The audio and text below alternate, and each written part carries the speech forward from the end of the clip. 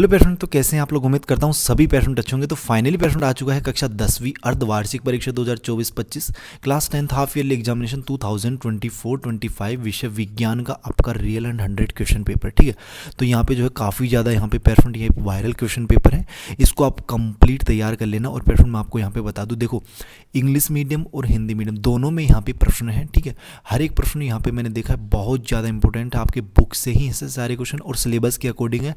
साथ में parent plus point ये है कि ये पूरा का पूरा आपका ब्लूप्रिंट के हिसाब से है। ठीक है, जो आपका हाफ ईयरली का ब्लूप्रिंट है उसी के हिसाब से ये पूरा पेपर है।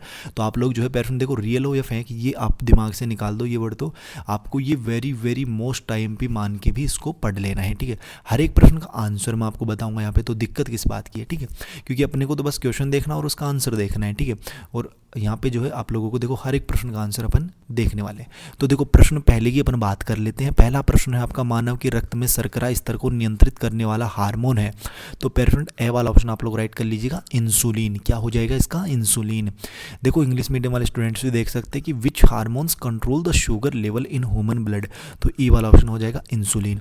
प्रश्न 2 है आपका, दो तंत्रिका कोशिका के मध्य रिक्त स्थान को कहते हैं। तो क्या कहते हैं उसे कहते हैं पेरेंट बे वाला ऑप्शन सिनेप्स। क्या कहते हैं पेरेंट, सिनेप्स कहते हैं। ठीक है, कि what is the empty space between two nervous cells called. तो सिनेप्स हो जाएगा। किसी लेंस की फोकस दूरी एवं वक्रता त्रिज्या में संबंध क्या होता है, सी बराबर 2f। ठीक है, ए वाला ऑप्शन राइट हो जाएगा इसमें। प्रतिरोधकता का ऐसा ही मात्रक क्या होता है पेरेंट, तो वो होता है आपका ओम। ठीक है, से वाला ऑप्शन आप लोग राइट कर लीजिएगा।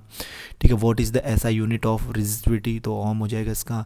नेक्स्ट प्रश्न देखना पेरेंट, यहाँ पे आपका पांचवा प्रश्न की वाहनों की अग्रदीप यानी हेडलाइट में कौन सा दर्पण प्रयुक्त होता है, तो अवतल दर्पण कर लीजिएगा, से वाला ऑप्शन। ठीक है, कौन सा, कॉनकेव मिरर। ठीक है, और यहाँ पे देखो छठवां प्रश्न है अपना कि निम्नलिखित में से गंधीय सूचक कौन सा है। निम्नलिखित में से गंधीय सूचक कौन सा है पेरेंट, तो ये हो जाएगा आपका से वाला ऑप्शन, वेनिला पाउडर। ठीक है, क्या हो जाएगा, vanilla powder.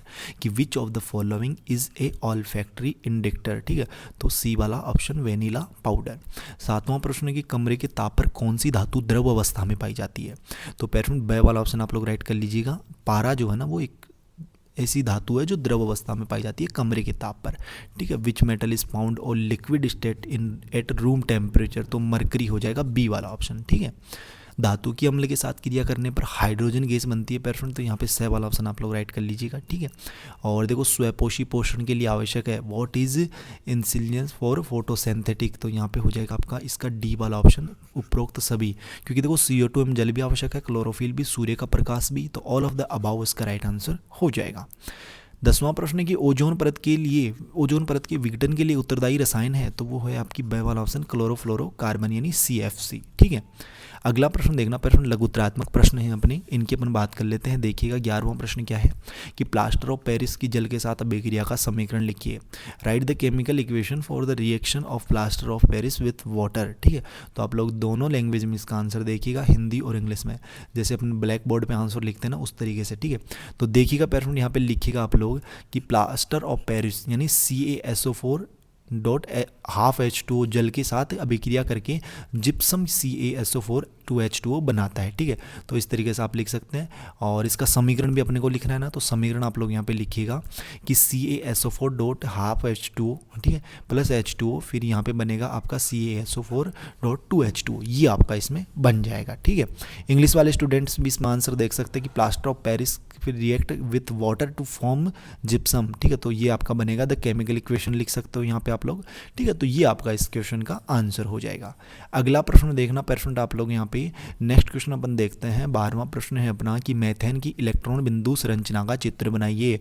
Draw the electron dot structure of methane. तो इस प्रश्न का आंसर भी आप लोग कुछ इस तरीके से यहाँ पे नोट करना पेरेंट कि मैथेन यानी CH4 की इलेक्ट्रॉन बिंदु संरचना कुछ इस प्रकार होती है।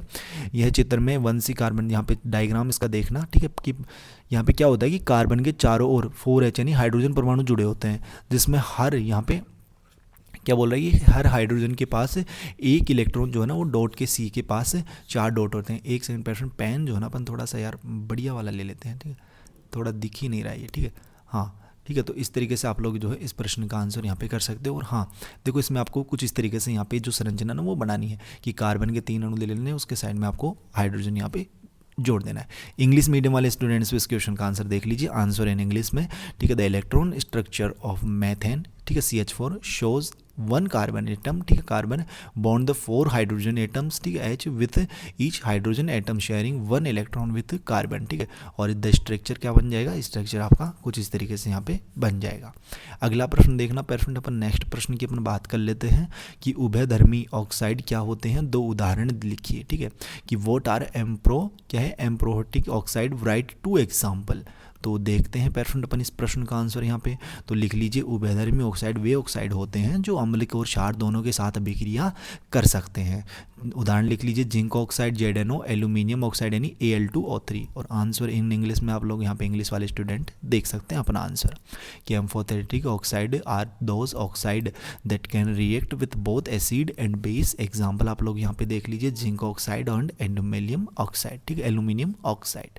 अगला प्रश्न देखना पेरेंट आपका यहाँ पे, नेक्स्ट अपन क्वेश्चन की बात कर लेते हैं। यहाँ पे क्या है पेरेंट, तो देखिएगा कि वंशानुगत लक्षण क्या होते हैं, वंशानुगत लक्षण क्या होते हैं, व्हाट आर हेरिडेटरी टेरिस्ट, ठीक है। तो इस प्रश्न का आंसर क्या लिखोगे आप लोग, तो इस प्रश्न का आंसर लिखो कि वंशानुगत लक्षण वे गुण होते हैं जो माता पिता से संतान में होते हैं। यह गुण जीन द्वारा नियंत्रित होते हैं और पीढ़ी दर पीढ़ी हस्तांतरित होते हैं। उदाहरण के रूप में आंखों का रंग, त्वचा का रंग आदि, ठीक है। और आंसर आप लोग इंग्लिश में भी यहाँ पे नोट डाउन कर सकते हैं कुछ इस तरीके से, ठीक है पेरेंट। तो ये लोग जो है आप लोग जो है यहाँ पे कुछ इस तरीके से आंसर नोट कर लीजिए। अगला प्रश्न देखना पेरेंट कि निम्नलिखित में से जनन की विधियों के नाम लिखिए, प्लेनेरिया, हाइड्रा और आयोफिलम, ठीक है। तो देखिएगा इस प्रश्न का आंसर कैसे करोगे आप लोग, तो यहाँ पे लिखिए प्लेनेरिया मतलब इसमें कौन सी होती है जनन की विधि, पुनः निर्माण विधि, ठीक है पेरेंट, कौन सी होती है, पुनः निर्माण विधि। और हाइड्रा में कौन सी होती है, बंडिंग होती है। ब्रायोफिलम में कौन सी होती है, शाकीय प्रसार होती है, ठीक है। तो इस तरीके से आप लोग इस प्रश्न का आंसर यहाँ पे कर लीजिए। पेरेंट आपसे एक रिक्वेस्ट है यार, अगर चैनल को आप लोगों ने अभी तक सब्सक्राइब नहीं किया है तो वेट किसका कर रहे हो, चैनल को जरूर सब्सक्राइब करें और जो बेल का जो नोटिफिकेशन है ना उस पर आप लोग ऑल पे सेट कर लें, ठीक है, ऑल पे सेट कर लें ताकि जैसे नेक्स्ट वीडियोस अपलोड होंगे ना आपके अदर सब्जेक्ट्स के, यहाँ पे जो है ना पेरेंट देखो आपको ऑल सब्जेक्ट्स के क्वेश्चंस वगैरह के सॉल्यूशन सभी यहाँ पे आपको प्रोवाइड करवाए जाएंगे। इसलिए यार वेट किसका करो, चैनल को जरूर आप लोग सब्सक्राइब करें और इस पेपर को बिल्कुल भी मिस मत करना। 100% यहाँ पे बोल रहा हूँ, पढ़ के जाना, मैं हर एक प्रश्न का आंसर आपको बताया जा रहा हूँ यहाँ पे, ठीक है। और यहाँ पे इंग्लिश मीडियम वाले स्टूडेंट्स के लिए भी यहाँ पे आंसर जो है वो तैयार किए जा रहे हैं, ठीक है।